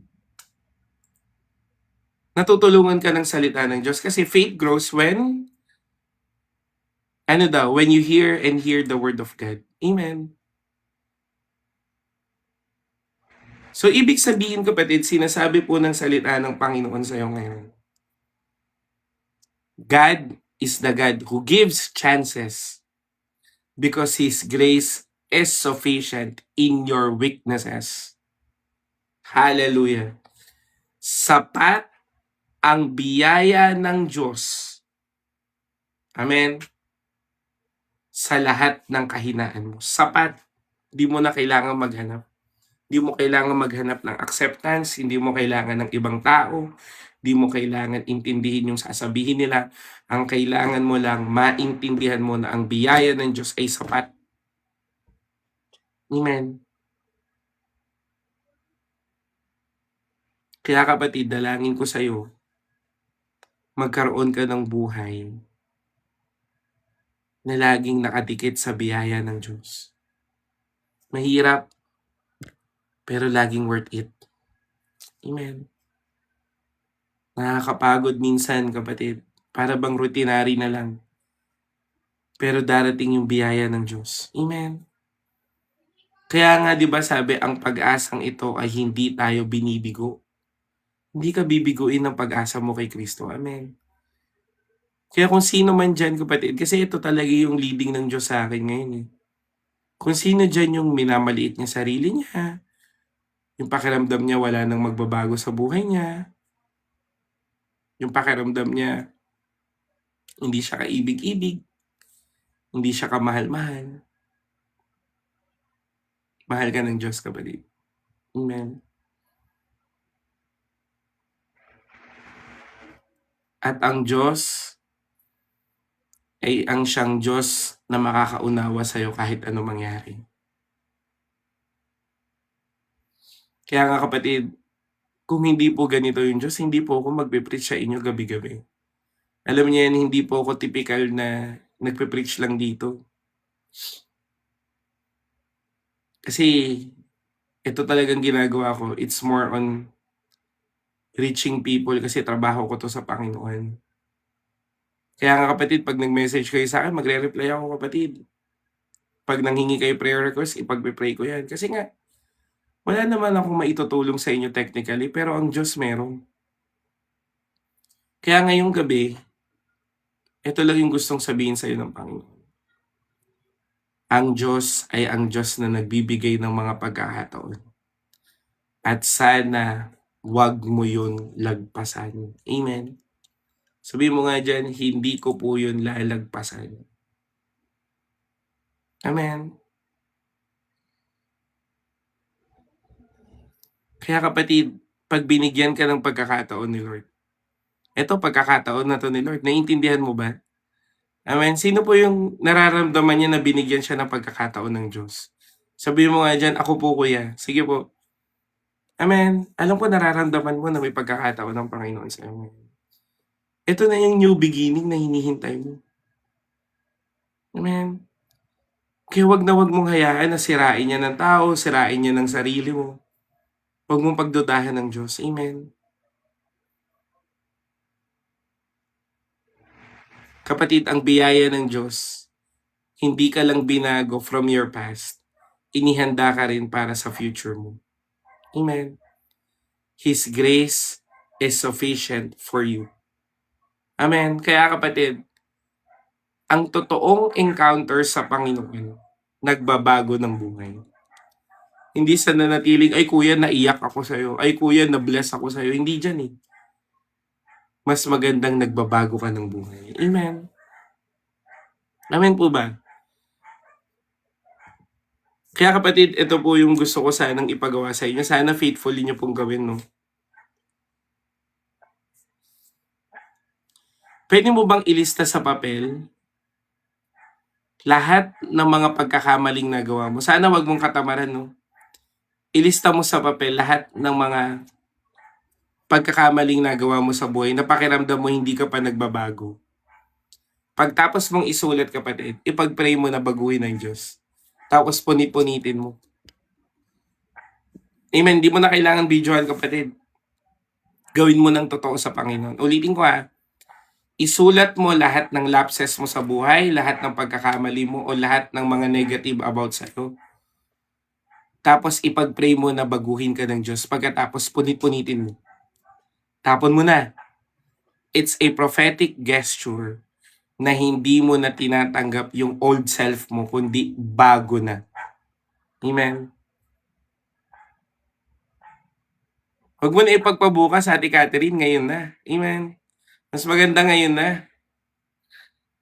Amen po ba? Kasi kapatid, kailangan may gagawin ka. Amen. At pag kayo pong bahala kung sunugin nyo o itapon nyo, pero ang mahalaga na punit-punit mo kasi ang prophetic gesture doon, winasak na kasi ni Kristo lahat ng mga kasalanan natin at pinatawad ka na. At anong sabi ng Bible? Kinalimutan na niya. Amen. Kaya merong panibagong simula. Kaya kapatid, ito pong buhay ng adulterous woman ay sanang magsilbing aral sa'yo na una, wag mo nang hayaan na ma-expose pa yung mali mo, baguhin mo na.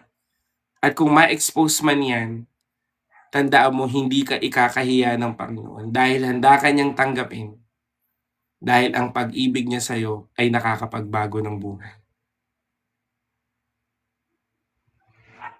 Amen. Sige po kapatid, you can just message me kung gusto niyo pong mag-send ng testimony or any or prayer request, please.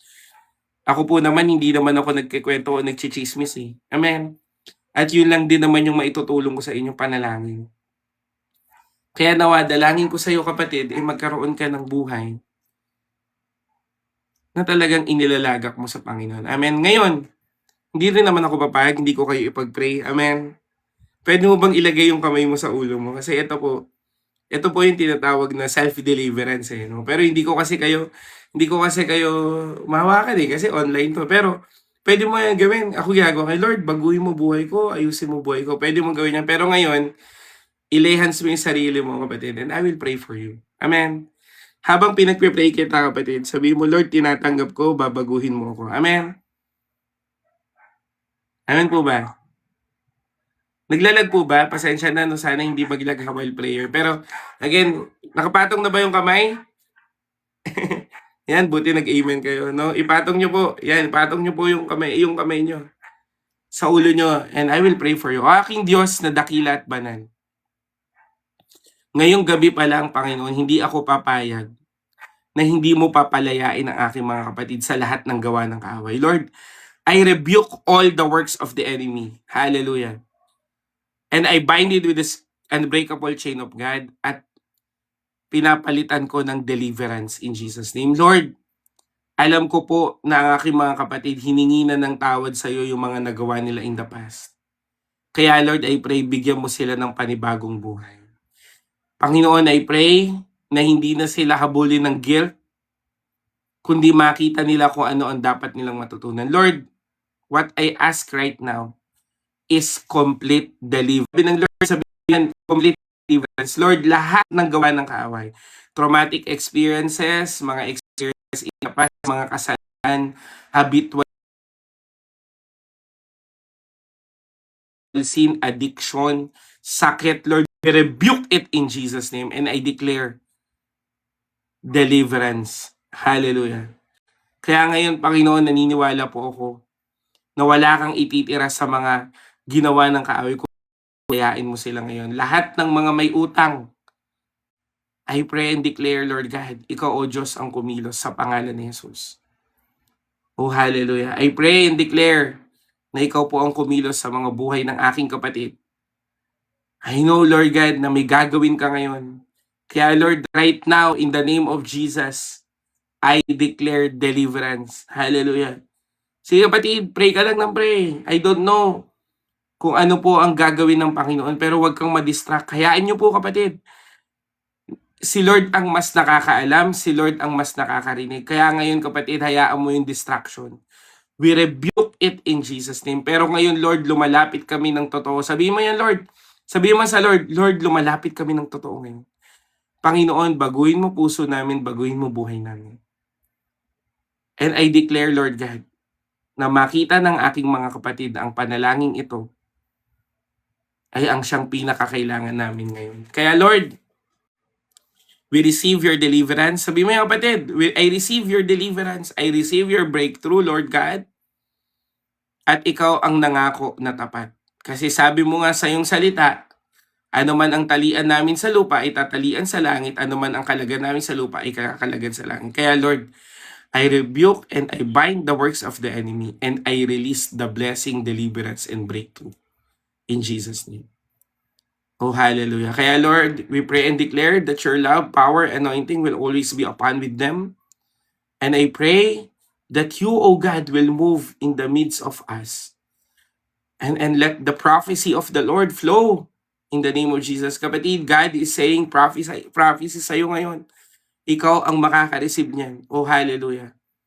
And I declare, Lord God, that your mighty touch and the fire of the Holy Spirit will come to pass in the name of Jesus.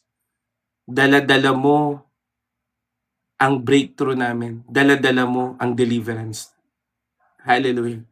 Kaya Lord, touch each and everyone on us, Lord God. Let our heart be changed in Christ at lalong-lalo na, let your grace come to us powerfully because you are the giver of grace and you are the God who gives us chances, Lord God. Kaya Lord, bigyan mo kami ng panibagong simula dahil alam namin ang pag-ibig ng Diyos ay laging bago kada umaga. Ang mercy niya ay laging bago kada umaga dahil ikaw ang tapat na Diyos. Kaya Lord, sa iyo ko lamang pinagkakatiwala ang lahat ng ito. Sa iyo ko lamang binibigay ang lahat ng ito. Sa pangalan ng Panginoong Yesus. Amen and amen. Hallelujah! Grabe si Lord. Naramdaman niyo ba si Lord doon? Grabe kapatid. If you are sensitive in the works of the Holy Spirit, I saw, talagang nakita ko yung pagkilos ng Panginoon. At naniniwala ako, kinausap ka ng Diyos. Amen! Thank you, Jesus. Oh, hallelujah. Mahal ka ng Diyos. Amen? Mahal ka ng Diyos. Kaya kapatid, wag mong hayaan na itong binigay sa yung panibagong umpisa ulit ng Panginoon, mawala pa. Wag na wag mong hayaan. Amen? Amen po ba? Hallelujah. Pwede ba natin palakpakan si Lord? Kapatid, pwede mo bang i-flag dyan yung thank you Jesus, thank you Holy Spirit, thank you Father, kapatid. Amen? Thank you Lord. Sa'yo namin binabalik lahat ng papurit pagsamba, lahat ng ginawa mo, lahat ng mga panalangin namin, at lalong-lalo na yung answered prayer namin. Lord, sa'yo namin agad binibigay. At ikaw lamang ang Diyos na pasasalamatan namin dahil ikaw ang Diyos na nagbabago ng buhay namin. In Jesus' name, amen and amen. Kaya kapatid, humanda ka na. Andiyan na yung pagbabago ni Lord. Nakita ko kapatid, medyo naglag tayo pero wala pong makakapigil sa ginawa ng Diyos. Amen. Narinig naman ni Lord yun, hindi nyo lang narinig pero narinig ni Lord. Walang lag kay Lord. Amen po ba? Hallelujah. Salamat sa Panginoon. No? Salamat po. Hallelujah. Kaya kapatid, patuloy kang baguhin ng biyaya ng Diyos. Patuloy kang baguhin ni Kristo kapatid. At sana magkaroon ka ng puso. Amen. Na patuloy na magbabago sa Panginoon. Amen. Hallelujah. Kaya kapatid, ayun po, para po magtuloy-tuloy po tayo, no?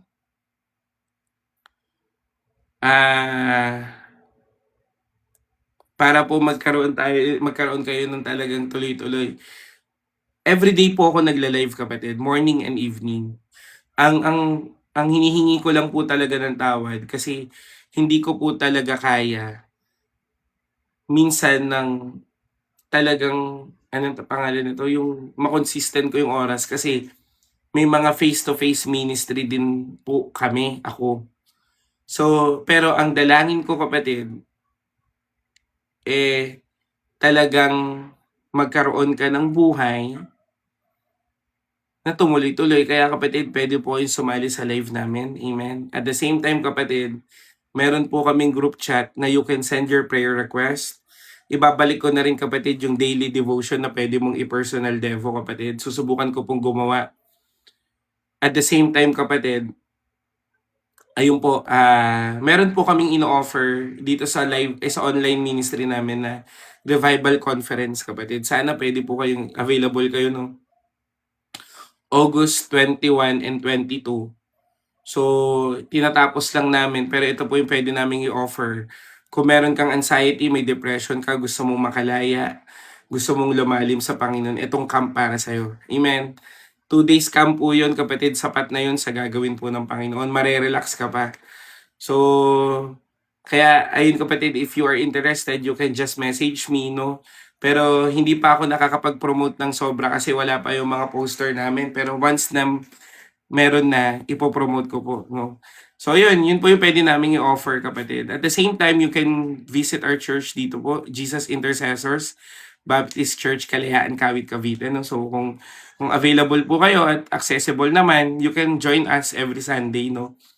At the same time, nagpapasalamat rin po ako sa Panginoon kasi may mga nag-message po sa akin na gusto pong supportahan yung Bible giving natin kahit pa isa-isa o dalawa. No? Thank you po. So sa ngayon po may mga naiipon na po tayo, mga 4 na Bibles na po yung naipon natin out of 60, no? Yun. Kaya ayun po.